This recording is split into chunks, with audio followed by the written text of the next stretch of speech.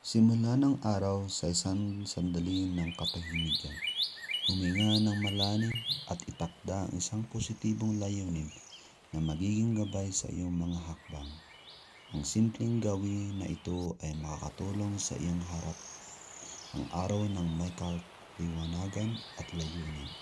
Tandaan, ang positibong pananaw ay nagsisimula sa katahimikan.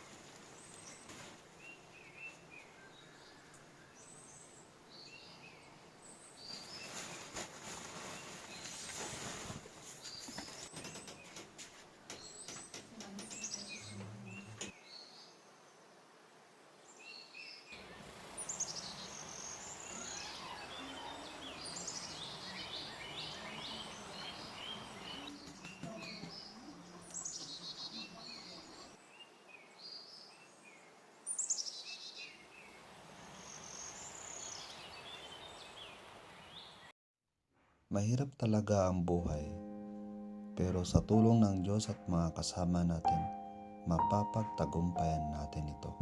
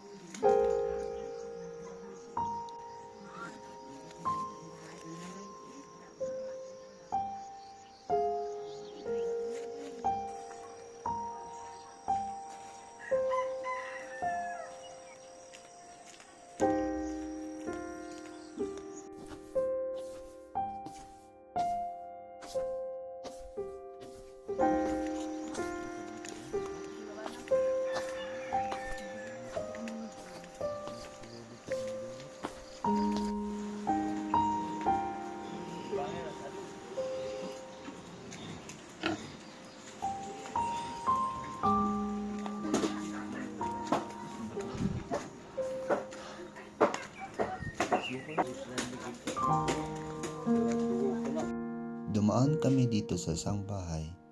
Nakita namin ang kanilang magandang kabutihan at magandang respeto sa amin. At kami ay nagpapasalamat sa kanilang kabutihan na pinakita nila sa amin.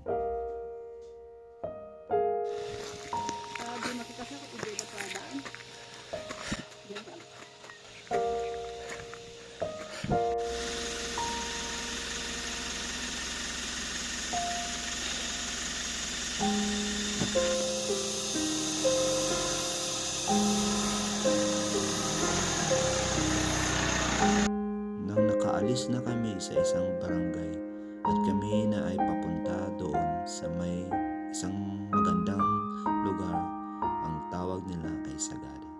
Dito na namin nakita ang mga magagandang tanawin at mga aktibidad na pwede namin puntahan.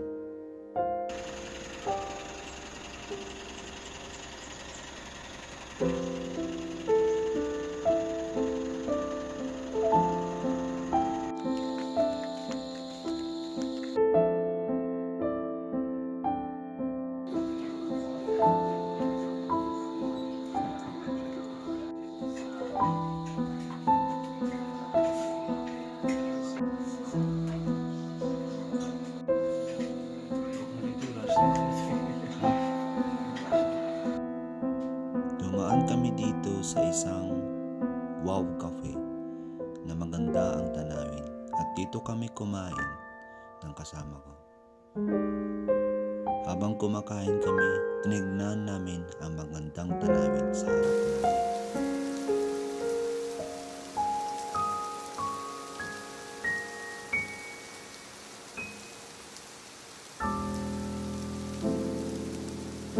Pagkatapos kami kumain, nang paalis na kami, may nakita kaming isang ibon.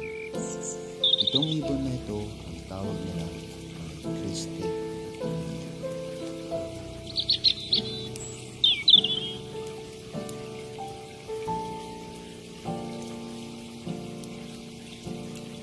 Tayo ay parang mga ibon na nasa hawla, hindi makalipad, pero sa tulong ng mga tao at ng Diyos, makakamit natin ang kalayaan mula sa hawla.